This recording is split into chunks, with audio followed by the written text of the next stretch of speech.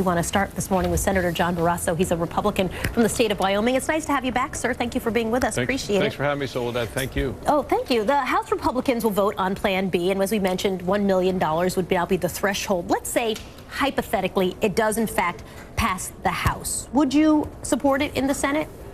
Well, you know, 53 Democrats have already voted to support that in the Senate earlier this year, so I think it's wrong for the president to say he's going to veto it, Soledad. It's an opportunity to make permanent the lower tax rates for 99% of Americans. So I think the House, as Leader Boehner has said, will pass it today. It ought to get a vote in the Senate, an up or down vote, rather than games being played. It's too close to the end of the year. Americans at home want to make sure their taxes don't go up.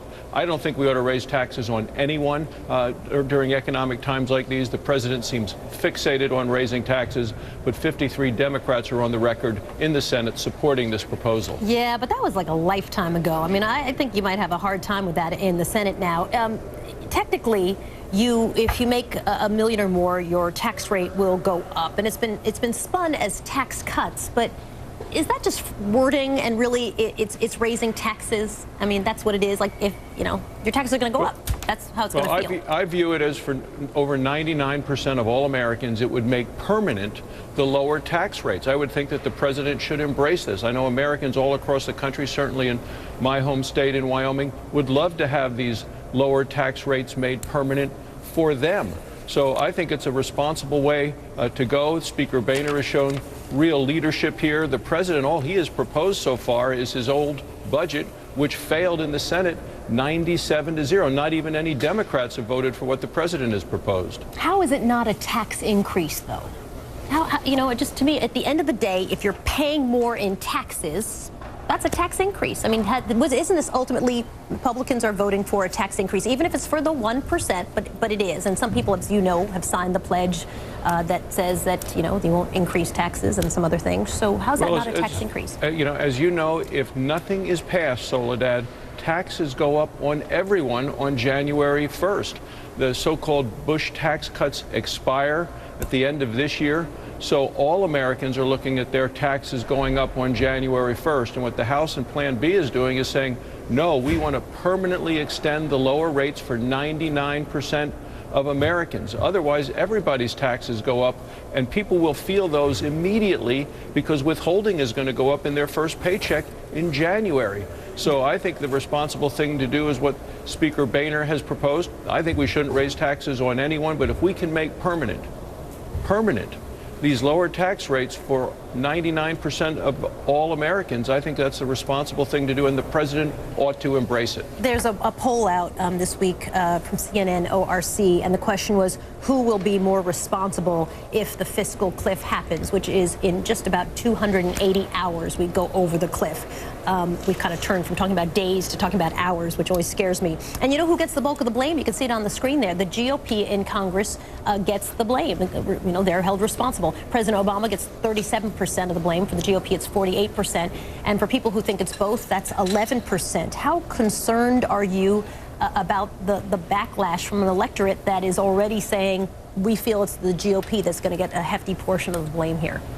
Well, my bigger concern is for the American people. I think if we go over the cliff, I see an economic disaster over the cliff in terms of a second recession, unemployment rates going up. But it appears to me that the president and Howard Dean, as well as one of the leading senators, Patty Murray, has said, no, let's go over the cliff because they see political victory at the bottom of the cliff, which is, one, as you just say, blaming Republicans.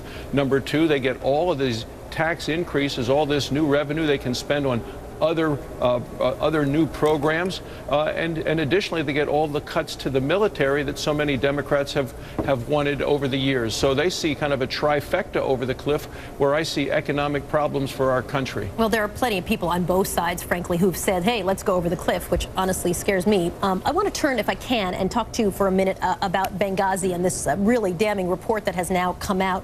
The former ambassador to the UN, John Bolton, said that he believes that Hillary Clinton was basically faking her illness, and that's why she has not been to testify, won't come in to testify about this report. Here's what he said.